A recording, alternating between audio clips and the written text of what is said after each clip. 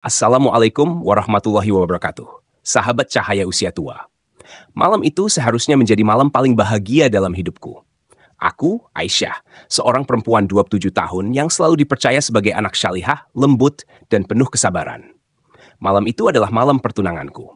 Aku masuk ke dalam gedung pernikahan di Jakarta dengan hati berdebar, mengenakan kebaya muslimah putih, kerudung rapi, wajah berhias sederhana. Semua orang menatapku dengan senyum dan doa restu. Tapi justru di malam penuh doa itu, sebuah bisikan mengubah segalanya menjadi mimpi buruk. Saat calon suamiku Farid keluar sebentar ke meja resepsionis untuk mengurus tambahan biaya, seorang pria parubaya berseragam manajer gedung mendekat. Wajahnya tegang, matanya menatapku serius.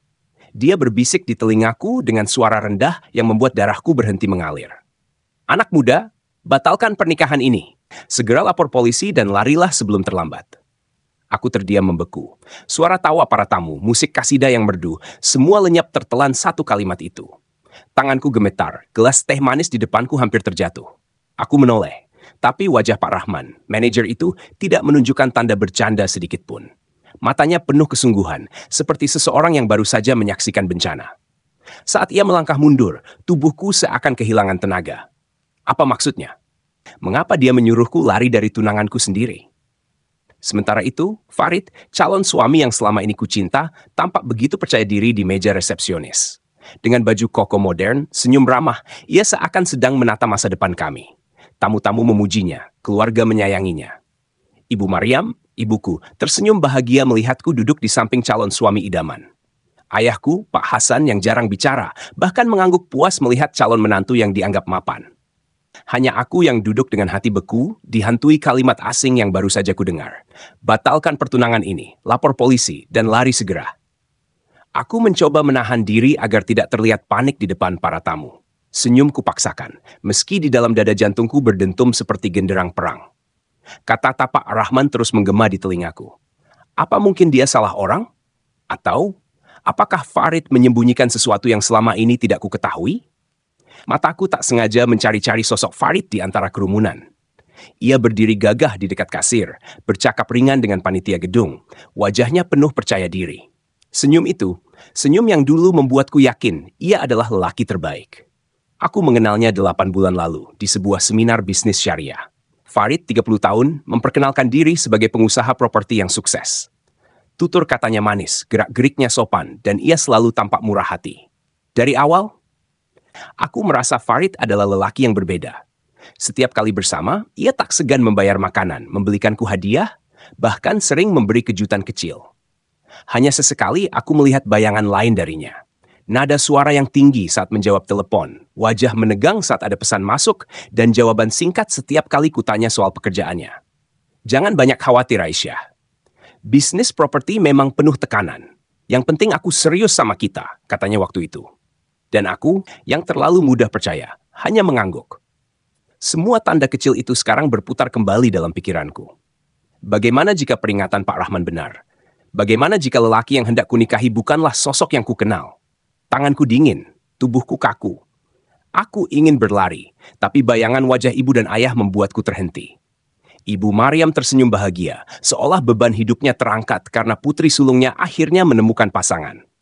Ayah Hasan duduk tenang. Namun aku tahu di balik wajahnya yang dingin, ia menyimpan rasa bangga. Jika aku tiba-tiba bangkit dan meninggalkan pesta ini, bukankah wajah mereka akan jatuh di depan keluarga besar? Tetapi bagaimana jika aku tetap maju? Bagaimana jika aku menyerahkan seluruh hidupku pada lelaki yang ternyata menyimpan rahasia gelap? Keringat dingin mengalir di pelipis. Aku memejamkan mata, berdoa lirih. Ya Allah, lindungi aku dari keburukan yang tak ku ketahui. Saat ku buka mata, Farid sudah kembali ke meja dengan senyum sumringah, menggenggam tanganku erat. Aisyah, katanya lembut, hari ini engkau adalah wanita paling bahagia. Aku janji akan membuatmu hidup seperti ratu. Suaranya terdengar manis, tapi entah mengapa, kata-kata itu menusuk hatiku seperti pisau berlapis madu. Malam itu, resepsi pertunangan selesai dengan penuh doa restu. Para tamu undangan pulang satu persatu, meninggalkan aula megah yang mulai sepi. Aku berdiri di pintu bersama Ibu Maryam, menyambut ucapan selamat terakhir dari saudara jauh. Senyumku masih ada, tapi hatiku seperti tersayat.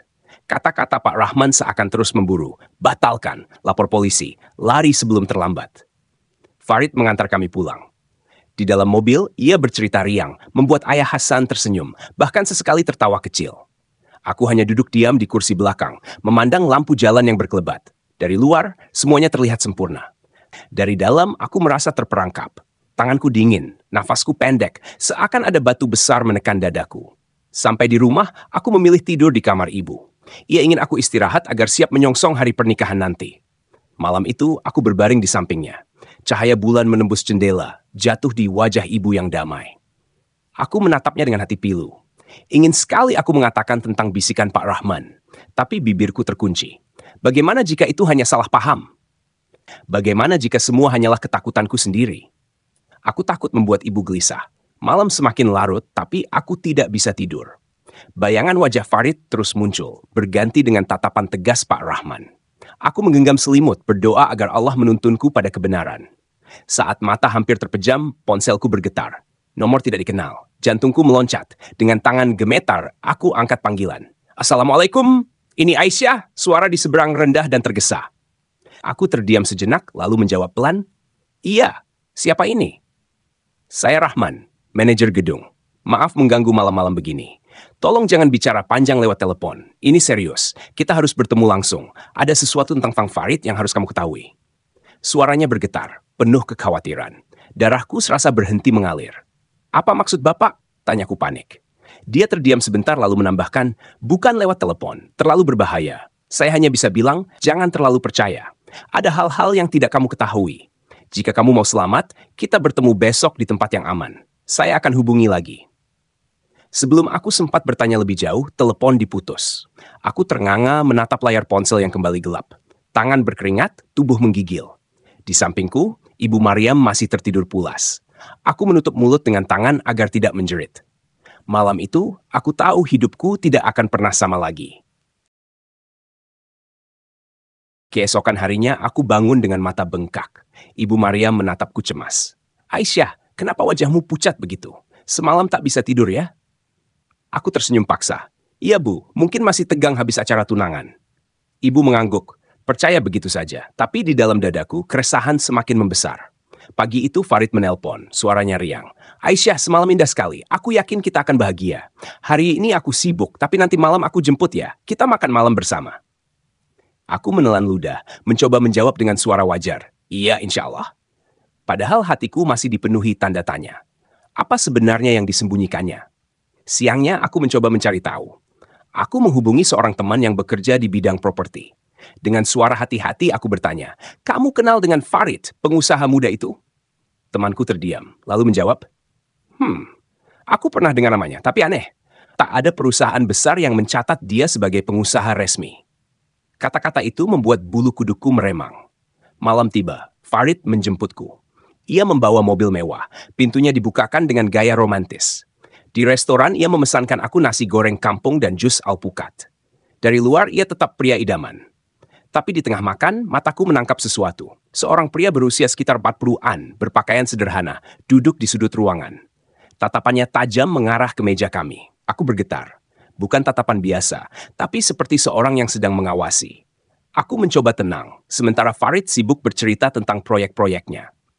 Aisyah, insya Allah tahun depan kita bisa punya rumah di kawasan elit. Aku ingin engkau hidup nyaman. Senyumannya meyakinkan, tapi aku tidak bisa fokus. Karena saat Farid keluar sebentar menerima telepon, pria misterius itu bangkit, berjalan melewatiku, dan dalam sekejap ia berbisik lirih. Hati-hati, jangan percaya padanya. Aku tertegun, tubuhku membeku. Saat aku menoleh, pria itu sudah hilang dalam kerumunan. Tanganku menggenggam sendok erat, hampir terjatuh. Ketika Farid kembali, ia masih tersenyum, seakan tak ada yang terjadi. Tapi bagiku, dunia sudah mulai retak. Itu peringatan kedua. Pertama dari Bapak Rahman, kini dari orang asing. Semakin jelas bahwa ada rahasia besar di balik calon suamiku. Sepulang dari makan malam itu, aku sama sekali tak bisa memejamkan mata. Kata-kata pria misterius di restoran terus terngiang di telingaku. Jangan percaya padanya. 2 kali aku mendapat peringatan dari 2 orang berbeda, dan keduanya menunjukkan wajah serius, seolah hidupku benar-benar dalam bahaya. Pagi berikutnya, Farid datang ke rumah dengan senyum khasnya. Ia membawa sekeranjang buah untuk keluargaku. Assalamualaikum, Aisyah. Waalaikumsalam, Ibu Maryam, Pak Hasan. Suaranya ramah, tutur katanya lembut. Ibu Maryam tampak senang, bahkan Ayah Hasan pun menyambut dengan anggukan kecil. Aku mencoba tersenyum, tapi hati terasa berat. Saat duduk bersama di ruang tamu, Farid meletakkan ponselnya di meja. Ia pergi sebentar ke kamar mandi. Entah dorongan dari mana, aku melirik layar yang menyala. Ada notifikasi masuk dari grup WhatsApp bernama Komunitas Lautan. Pesan itu terbuka sebentar. Barang sudah sampai pelabuhan, segera amankan sebelum polisi mencium. Tubuhku langsung kaku, nafasku tercekat. Ini bukan urusan properti. Barang, pelabuhan, polisi, semua kata itu menusuk kepalaku seperti petir. Aku buru-buru mengalihkan pandangan saat Farid kembali. Ia duduk santai, memuji masakan ibu. Aku menatap wajahnya, senyum itu kini terasa asing. Apakah selama ini aku hanya terpikat pada topengnya? Dadaku berdegup kencang. Keesokan harinya, aku mendapat kesempatan lain. Farid menjemputku untuk berkunjung ke rumah ibunya, Ibu Siti. Rumahnya besar tapi suasananya dingin. Begitu masuk, aku langsung merasakan aura aneh. Ibu Siti menatapku dari ujung kepala hingga kaki. Senyumannya tipis tapi matanya penuh perhitungan. Aisyah, engkau cantik dan sopan. Farid beruntung mendapatkanmu, katanya manis. Tapi setelah itu, ia menambahkan dengan suara lebih rendah. Aku hanya ingin memastikan, engkau tidak akan ikut campur dalam urusan bisnis Farid, kan? Aku tercekat. Maksud ibu? Tanyaku ragu. Ibu Siti tersenyum dingin. Laki-laki butuh istri yang tahu tempatnya. Tidak semua hal perlu diketahui perempuan. Kata-kata itu membuat bulu kuduku berdiri. Pandangan Ibu Siti tajam, seakan ada rahasia yang dijaga rapat. Aku menunduk, menjawab singkat, "Insya Allah, saya hanya ingin menjadi istri yang baik." Tapi dalam hati aku bergolak. Kenapa bakakan ibunya memberi peringatan seperti itu? Malam itu di rumah, aku duduk sendirian di kamar. Ponselku bergetar, pesan masuk dari nomor tak dikenal. Jika ingin tahu siapa sebenarnya Farid, datanglah besok ke Masjid Al-Falah setelah Isya. Jangan ajak siapapun. Jantungku hampir melompat. Tanganku gemetar memegang ponsel. Antara takut dan penasaran, aku tahu aku harus datang. Karena hanya dengan begitu, aku bisa membuka tabir gelap yang membelit calon suamiku. Azan Isya berkumandang di udara Jakarta.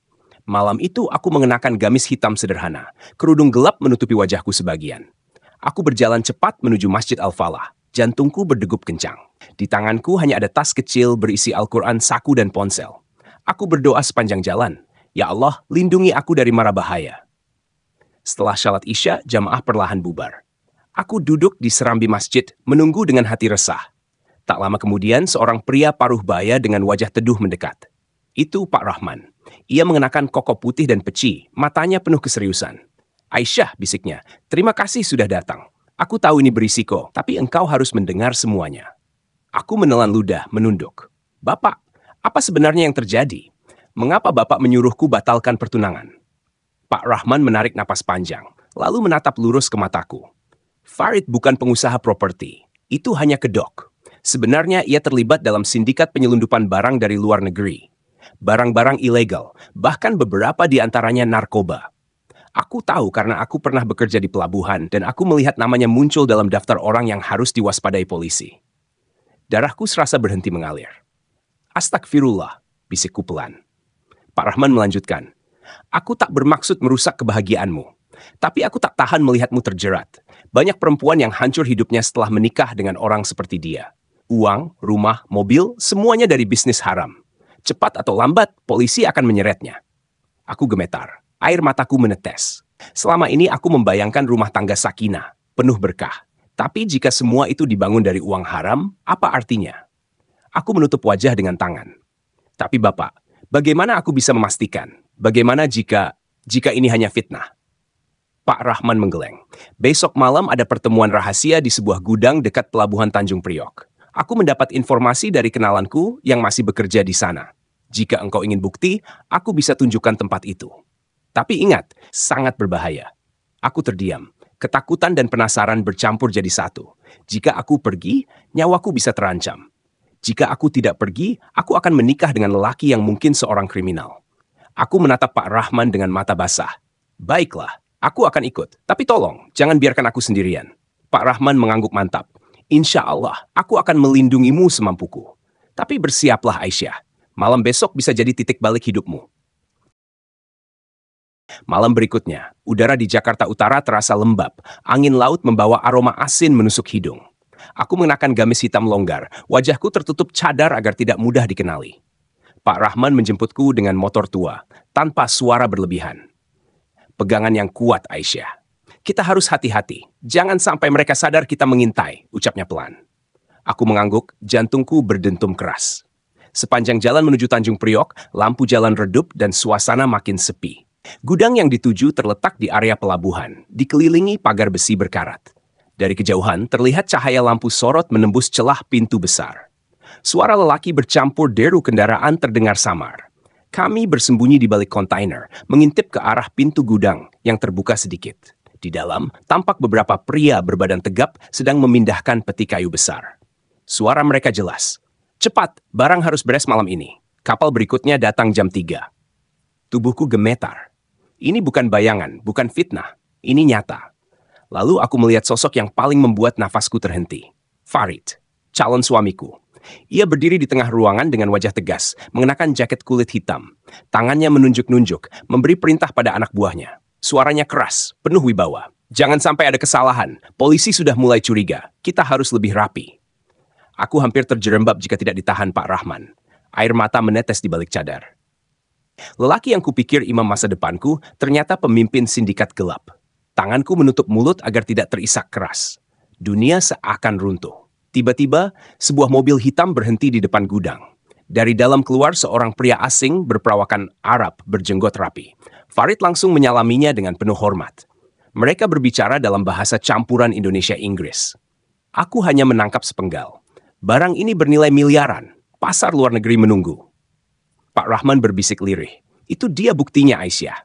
Inilah kenyataan yang selama ini ditutupi. Aku ingin lari, ingin menjerit, tapi tubuhku kaku. Malam itu, di balik kontainer berkarat, aku menyaksikan mimpi indahku hancur lebur.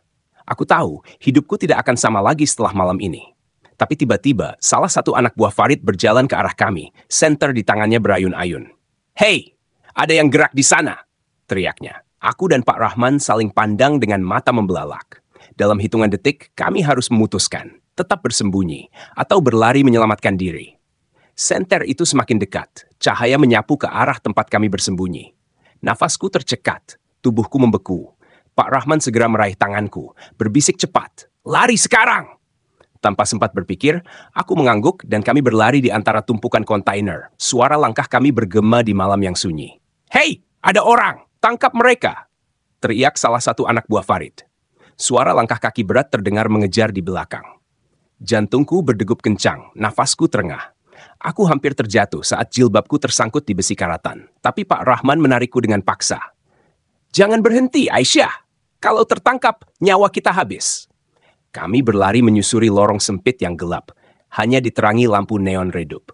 Suara anjing pelabuhan menggonggong, menambah ketegangan. Dari kejauhan terdengar bunyi klakson kapal dan suara air laut menghantam dermaga. Tapi semuanya tenggelam oleh suara teriakan. "Kejar! Jangan biarkan kabur!" Aku hampir tak bisa bernapas. Lututku lemas, tapi rasa takut membuatku terus melangkah. Pak Rahman mendorong sebuah drum besi agar menghalangi jalan musuh. Suara dentumannya keras memecah malam.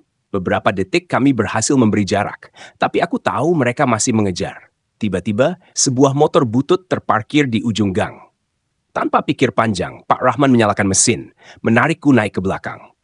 "Pegangan erat, Aisyah!" teriaknya. Aku memeluk pinggangnya dengan tangan gemetar.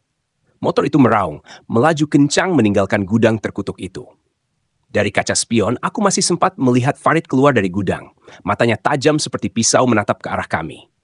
Ia tidak berteriak, tidak mengejar, hanya berdiri dengan wajah dingin. Itu lebih menakutkan daripada apapun, karena tatapan itu seakan berkata, "Aku tahu siapa kau dan aku tidak akan melepaskanmu." Aku memejamkan mata, air mataku bercucuran di balik cadar. Dalam hati aku berdoa, "Ya Allah, apa yang harus kulakukan? Lelaki yang kucintai, ternyata musuh paling berbahaya dalam hidupku." Motor tua itu akhirnya berhenti di sebuah gang kecil dekat musola. Nafasku masih terengah, tubuhku gemetar hebat. Pak Rahman menepuk bahuku. "Tenang, Aisyah.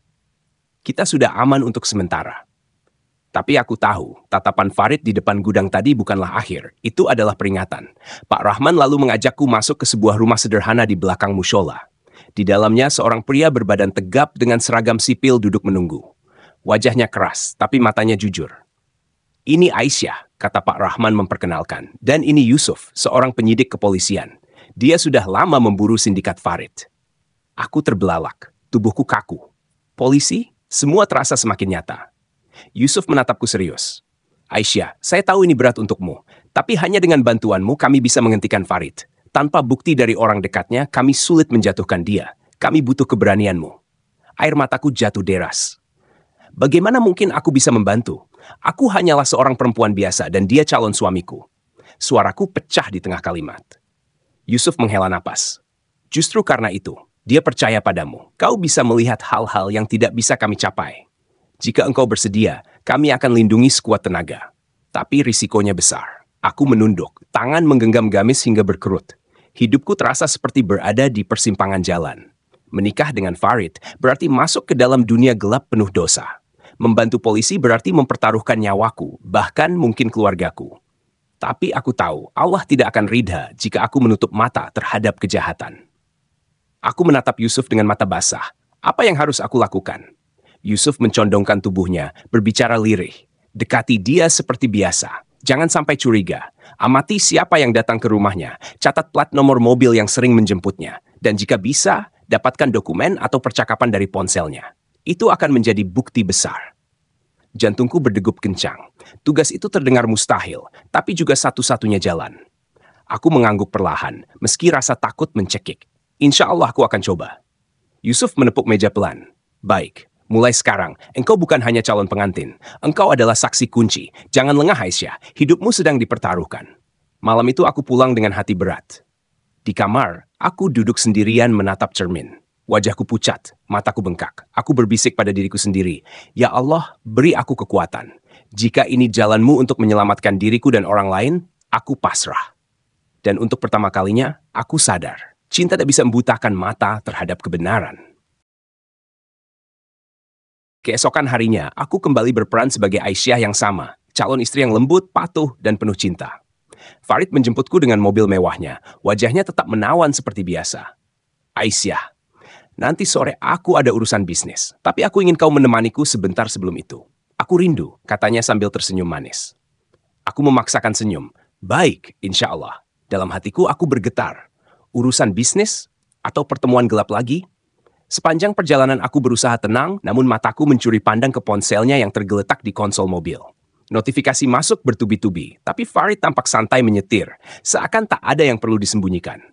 Dalam diam, aku menatap, berusaha menghafal isi pesan sekilas. Distribusi, kapal, dokumen. Kata-kata itu membuat darahku berdesir. Aku cepat-cepat memalingkan wajah agar tidak ketahuan. Sore itu, Farid membawaku ke sebuah kafe mewah di Menteng. Ia duduk santai, memuji betapa cantiknya aku dalam gamis biru muda. Aku tersenyum lemah, tapi diam-diam aku mengeluarkan ponselku di bawah meja. Dengan hati-hati, aku memotret layar ponselnya yang sesekali menyala di atas meja. Gambar buram, tapi cukup terlihat nama grup komunitas lautan dan percakapan mencurigakan. Hatiku berdebar keras. Jika aku sedikit saja salah gerak, aku akan ketahuan. Tiba-tiba Farid mencondongkan tubuh. Aisyah, kau terlihat gelisah. Ada apa? Apa kau tidak bahagia bersamaku? Matanya menatap tajam, seolah bisa membaca pikiranku. Aku tercekat, hampir terjatuh dalam ketakutan. Tapi aku segera tersenyum kecil, menyentuh tangannya. Aku hanya lelah setelah persiapan tunangan kemarin. Tidak ada apa-apa, Farid. Aku memaksa suaraku terdengar lembut. Ia menatap beberapa detik, lalu tertawa kecil. Dasar perempuan selalu khawatir hal-hal kecil. Dalam hatiku, aku beristighfar. Hampir saja ketahuan. Setelah itu, ia meninggalkan meja sebentar untuk menerima telepon.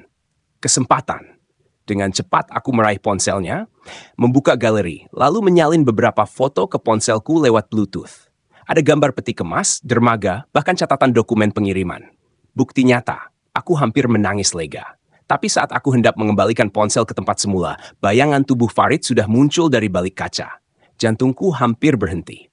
Aku buru-buru meletakkan ponsel itu di meja seperti sedia kala.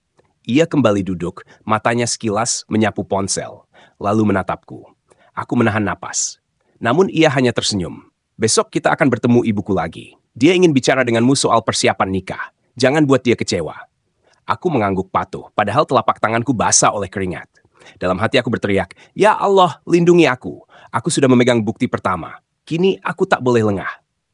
Malam itu, aku pura-pura sakit kepala agar Farid tidak mengantarku pulang sampai ke depan rumah. Begitu ia pergi, aku segera mengunci pintu kamar dan menghubungi nomor Yusuf dengan tangan gemetar. "Pak, saya sudah dapat beberapa foto. Dari ponsel Farid," bisikku lirih. Suara Yusuf terdengar tegas di ujung sana. "Alhamdulillah, jangan kirim lewat pesan, terlalu berisiko. Temui saya di mushola kecil dekat pasar esok pagi. Bawalah bukti itu." Keesokan harinya, aku berangkat lebih awal sebelum keluarga sadar. Mushola masih sepi, hanya ada Yusuf duduk di pojok dengan sajadah. Aku menyerahkan ponselku, memperlihatkan foto-foto peti kemas dan dokumen yang semalam kuambil. Yusuf menatap layar dengan wajah serius. "Ini luar biasa penting, Aisyah. Dengan ini, kami bisa menekan jaringan Farid. Tapi berhati-hatilah. Kalau dia sadar ada yang mengkhianatinya, dia tidak akan segan melakukan apa saja." Aku mengangguk, meski rasa takut makin mencekik. Setelah menyerahkan bukti, aku pulang dengan hati sedikit lega. Tapi Allah seakan mengujiku lebih berat. Malam itu saat aku duduk bersama Farid di ruang tamu, ia menatapku lama sekali, lebih tajam dari biasanya. "Aisyah," ucapnya pelan, "kau yakin tidak ada yang kau sembunyikan dariku?" Aku tersentak, darahku serasa berhenti mengalir. "Maksudmu apa, Farid?" tanyaku gugup. Ia tersenyum tipis, matanya menusuk. "Entahlah. Akhir-akhir ini, aku merasa ada yang berbeda darimu. Kau sering melamun, kau terlihat gelisah. Aku hanya ingin memastikan, kau tidak pernah mengkhianati kepercayaanku, kan?" Tubuhku bergetar, tapi aku memaksa bibirku tersenyum. Aku menggenggam tangannya. "Astagfirullah, Farid. Bagaimana mungkin aku mengkhianatimu? Aku hanya cemas soal pernikahan kita. Banyak hal yang harus kupikirkan." Farid menatapku lama, lalu tertawa kecil. "Ah, perempuan memang penuh kekhawatiran. Baiklah, aku percaya." Tapi tatapan matanya bukan tatapan percaya. Itu tatapan mencurigai. Malam itu aku tak bisa tidur. Aku tahu Farid mulai curiga. Satu langkah salah, aku bisa kehilangan segalanya. Bahkan nyawaku. Keesokan harinya aku berangkat ke pasar dengan alasan membeli bahan untuk ibu. Tapi sebenarnya, aku berjanji bertemu Yusuf lagi untuk menyerahkan catatan kecil tentang mobil-mobil yang sering datang ke rumah Farid. Aku menyelipkan kertas itu di dalam lipatan tas belanja. Di jalan aku berdoa tanpa henti. "Ya Allah, jangan biarkan aku terlihat." Di mushola pasar, Yusuf sudah menunggu dengan peci hitam dan baju koko sederhana. Aku menyerahkan catatan itu dengan cepat. Berbisik, beberapa plat nomor aku hafal, termasuk mobil hitam yang sering menjemputnya. Yusuf mengangguk, wajahnya tegang. "Bagus sekali, Aisyah. Ini bisa menghubungkan Farid dengan jaringan internasional. Tapi aku perlu tahu, apakah dia mulai curiga padamu?" Aku menunduk, berbisik, "Iya." Tatapannya sudah berbeda. "Aku takut, Pak." Yusuf menepuk bahuku, "Sabar.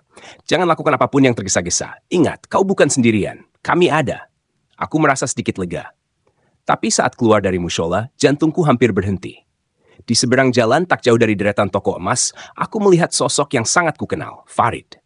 Ia berdiri di samping mobilnya, mengenakan kemeja putih, kedua tangannya menyilang di dada. Tatapannya lurus ke arahku. Darahku membeku. Apakah dia melihatku keluar dari mushola bersama Yusuf?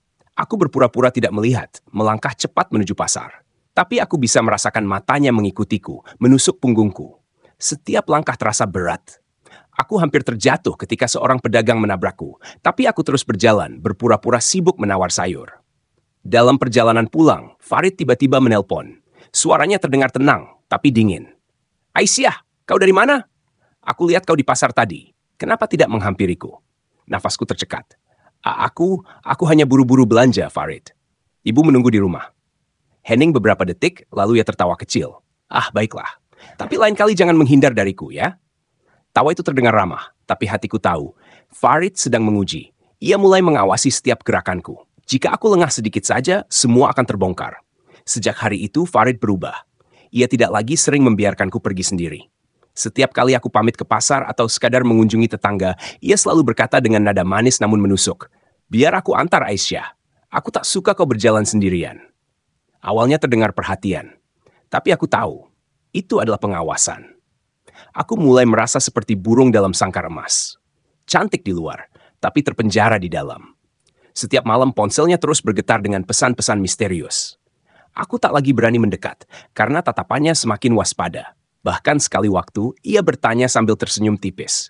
"Aisyah, jika suatu hari kau tahu rahasia besar tentangku, apa kau masih mau jadi istriku?" Pertanyaan itu membuat darahku serasa berhenti. Aku hanya menunduk, menjawab lirih. Seorang istri harus taat pada suaminya, insya Allah. Ia tertawa pelan, tapi matanya tetap penuh kecurigaan. Di sisi lain, Yusuf semakin gencar menghubungiku secara rahasia. Ia mengajakku bertemu di sebuah warung kopi kecil di pinggir jalan. Malam itu, dengan alasan mengunjungi saudara, aku menyelinap keluar.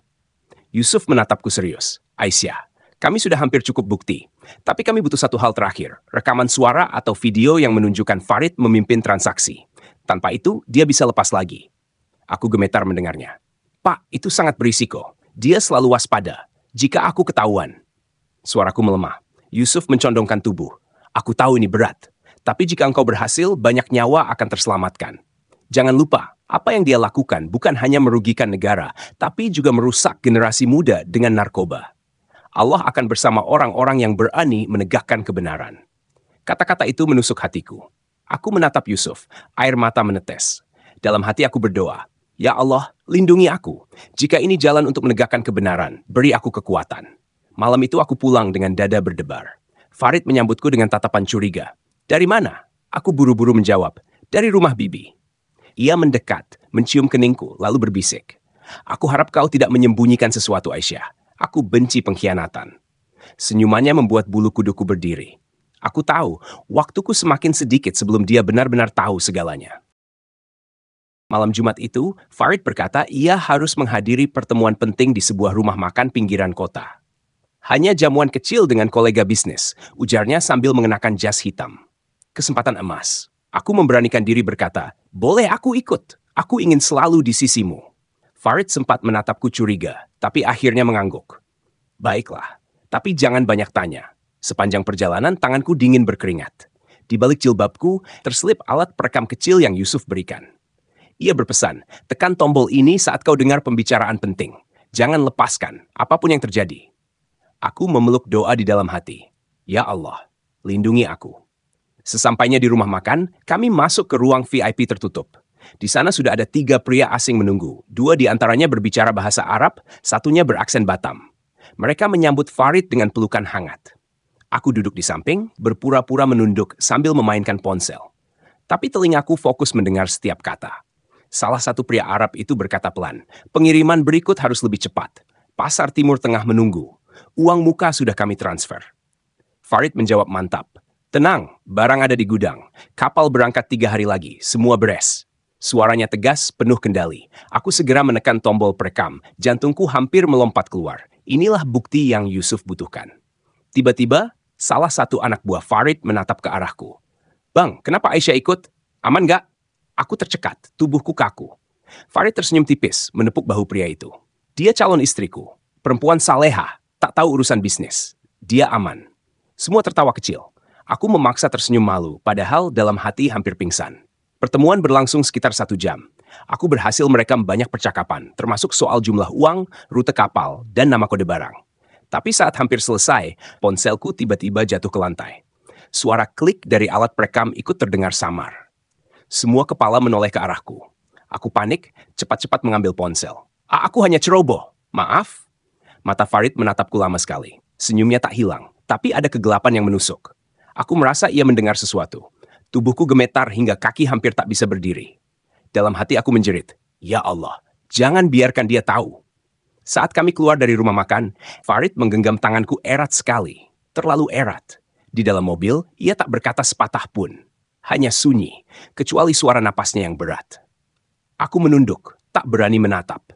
Dan untuk pertama kalinya, aku merasa Farid mungkin sudah tahu segalanya. Sepanjang perjalanan pulang dari rumah makan itu, mobil melaju dalam diam. Farid memegang setir dengan satu tangan, sementara tangan satunya tetap menggenggam tanganku kuat-kuat. Aku bisa merasakan telapak tangannya dingin, bukan karena takut, tapi karena marah yang ditahan. Aku menunduk, jantungku berpacu.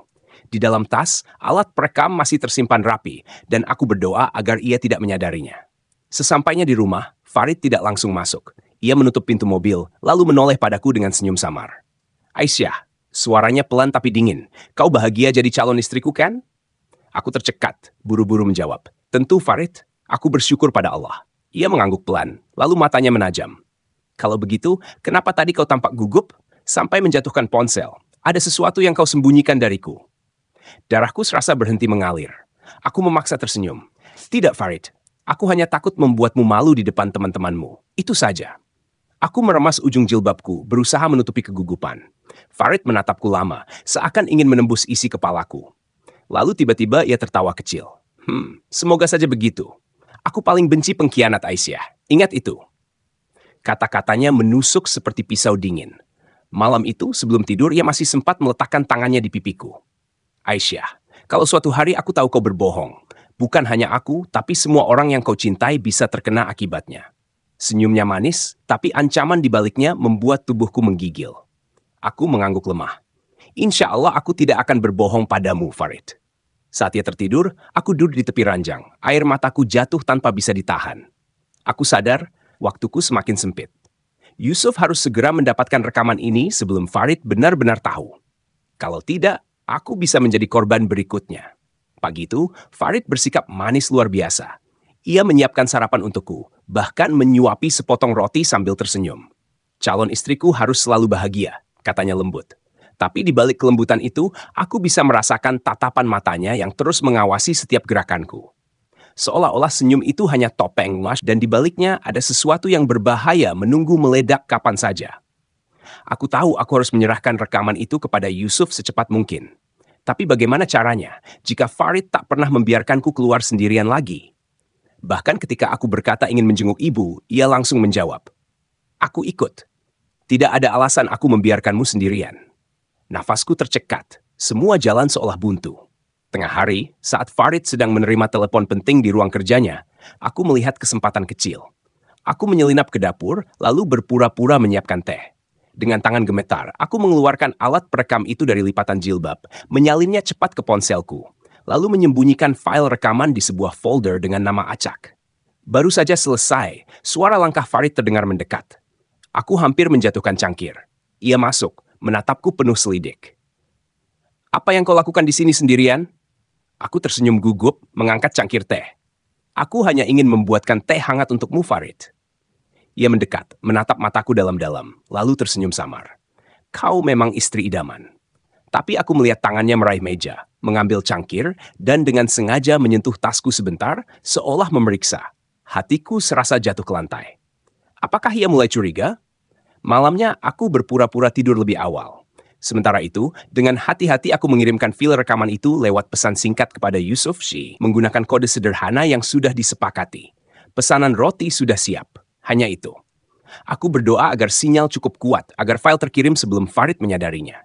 Tapi baru beberapa menit setelah kukirim, Farid masuk ke kamar, membawa ponselnya sendiri. Ia duduk di tepi ranjang, memandangku lama. Lalu ia berkata pelan, "Aisyah, aku merasa akhir-akhir ini ada banyak rahasia di antara kita. Besok aku ingin kita bicara serius. Jangan ada kebohongan lagi." Suaranya lembut, tapi di matanya ada bara api.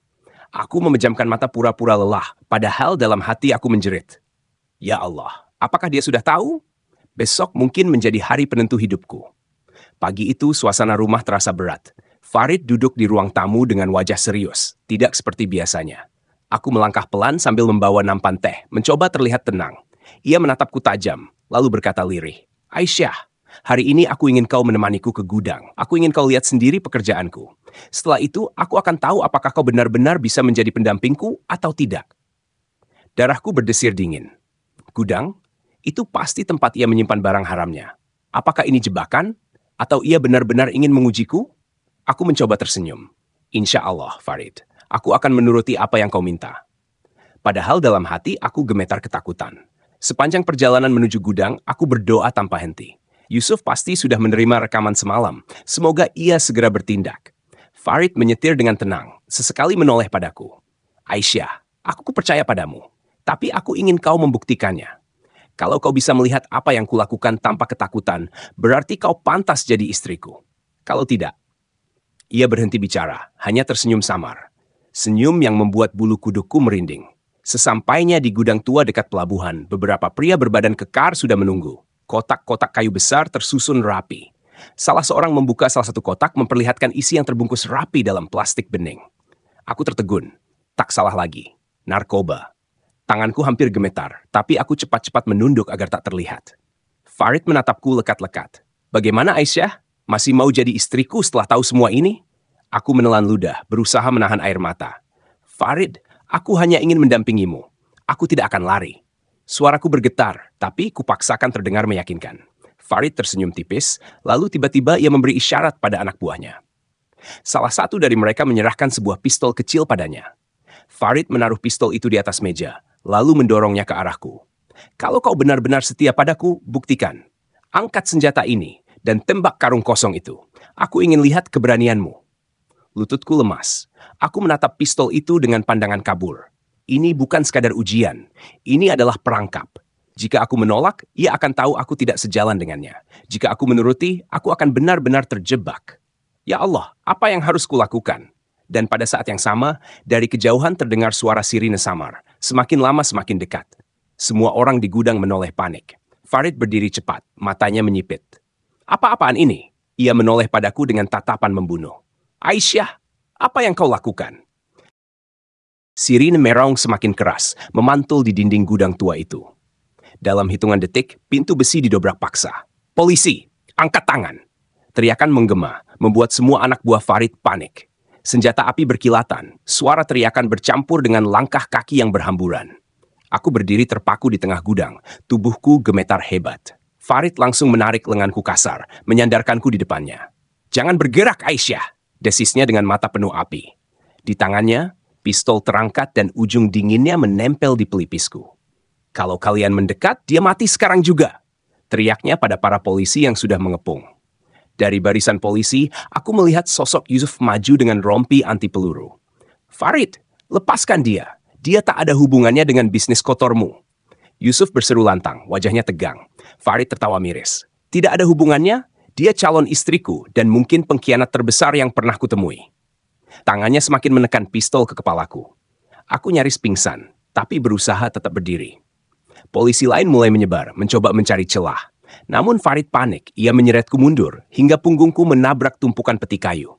Nafasku tercekat, mataku berkaca-kaca. Dalam hati aku berdoa, Ya Allah, selamatkan aku. Yusuf melangkah maju lagi, suaranya lebih pelan. Farid, dengar aku, kalau kau tembak Aisyah, semua usahamu sia-sia. Kau akan mati atau dipenjara seumur hidup. Tapi kalau kau menyerah sekarang, mungkin masih ada jalan keluar. Farid menggeleng keras, wajahnya memerah. Tidak. Aku sudah terlalu jauh. Lebih baik aku mati daripada di penjara. Ia mendesis, lalu berbisik di telingaku. Aisyah, aku sudah tahu dari awal. Kau bukan perempuan polos. Kau pengkhianat. Kata-kata itu membuat darahku membeku. Tangisku pecah tanpa bisa kutahan. Detik itu terasa seperti seabad. Nafasku sesak, keringat dingin mengalir di pelipis. Farid menekan pistol lebih keras ke kepalaku. Semua polisi menahan napas. Jari mereka siaga di pelatuk. Yusuf tetap berdiri tegak, matanya tak lepas dari mataku, memberi isyarat kecil, sinyal bahwa aku harus berani. Dengan segenap tenaga, aku mengumpulkan keberanian. Aku menutup mata sejenak, berdoa dalam hati. Ya Allah, beri aku kekuatan. Jika ini jalanmu, aku siap. Lalu tiba-tiba aku menjatuhkan tubuhku ke depan secepat kilat, membuat genggaman Farid goyah. Pistol di tangannya bergeser, aku segera meraih senjatanya dengan kedua tangan. Farid terkejut, berusaha menarik pelatuk. Dasar pengkhianat! Teriaknya.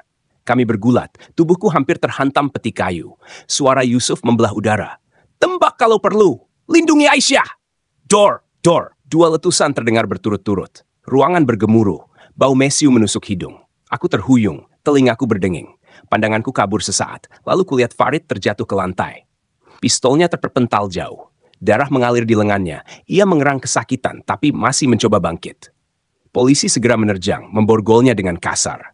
Aku terduduk di lantai, tubuhku lemas tak berdaya. Yusuf berlari ke arahku, menarikku ke pelukannya.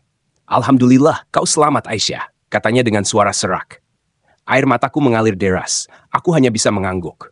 Semua ketegangan, semua ketakutan akhirnya meledak jadi tangis. Farid menatapku dari lantai, wajahnya pucat, tapi matanya tetap menyala penuh kebencian. Kau hancurkan aku, Aisyah. Suatu hari, kau akan menyesal. Kalimat terakhirnya terdengar seperti sumpah serapah sebelum polisi menyeretnya keluar dari gudang. Beberapa minggu setelah kejadian itu, berita tentang penangkapan Farid menghiasi media. Sindikat narkoba kelas kakap dibekuk di Surabaya. Wajah Farid terpampang jelas, kini dengan tangan terborgol. Semua orang kaget, tak percaya lelaki berpenampilan alim itu ternyata gembong kejahatan. Hari persidangan tiba. Aku duduk di kursi saksi, jantungku berdegup kencang. Farid masuk dengan pakaian tahanan, masih dengan senyum tipis yang membuat bulu kuduku meremang. Hakim membacakan bukti-bukti, rekaman suara, dokumen transaksi, kesaksian saksi-saksi. Semua menguatkan bahwa Farid memang dalang besar. Aku bersaksi dengan suara bergetar tapi tegas. Akhirnya putusan dijatuhkan, hukuman penjara seumur hidup untuk Farid. Ruangan gaduh, sebagian orang bersorak lega. Aku hanya duduk lemas, air mataku jatuh. Bukan penyesalan, tapi kelegaan. Usai persidangan, Yusuf menghampiriku. Ia menepuk bahuku lembut. Aisyah, perjuanganmu sudah selesai. Banyak nyawa terselamatkan berkat keberanianmu. Sekarang waktunya kau menata hidup baru. Aku menatapnya dengan mata berkaca. Tapi bagaimana dengan namaku, Pak? Orang-orang mencibirku. Yusuf tersenyum bijak. Biarkan mereka bicara. Allah tahu kebenarannya. Aku menarik napas panjang. Di luar gedung pengadilan, langit cerah, matahari bersinar hangat. Untuk pertama kalinya setelah sekian lama, aku merasakan damai. Hidupku memang hancur di satu sisi, tapi juga terbuka jalan baru. Jalan untuk bangkit, memulai lagi, dan mungkin menemukan arti kebahagiaan yang sesungguhnya. Saudara-saudaraku sekalian, begitulah kisah yang kualami. Ada kalanya cinta bisa menutup mata kita, membuat kita terjebak dalam bahaya yang tak pernah kita sangka. Tapi Allah selalu punya cara untuk membuka jalan keluar bagi hambanya yang berani memilih kebenaran. Menurut kalian, apakah Aisyah sebaiknya memulai hidup baru bersama Yusuf yang selalu melindunginya? Atau tetap memilih hidup tenang bersama ibunya tanpa memikirkan cinta lagi? Tulis pendapat kalian di kolom komentar, karena setiap kata dari kalian sangat berarti. Jangan lupa dukung channel ini dengan cara like, share, dan subscribe. Mari kita bertemu lagi di kisah berikutnya di Cahaya Usia Tua.